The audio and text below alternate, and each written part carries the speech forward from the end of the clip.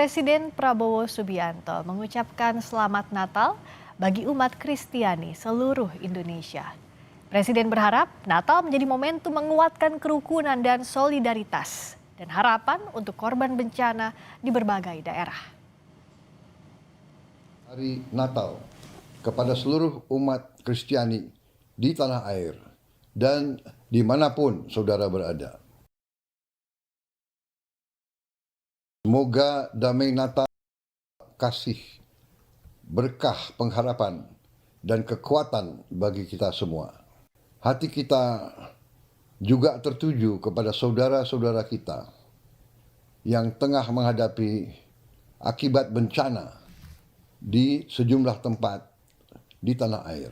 Semoga saudara-saudara kita di tempat-tempat tersebut diberi lindungan oleh Yang Maha Kuasa, diringankan penderitaan mereka.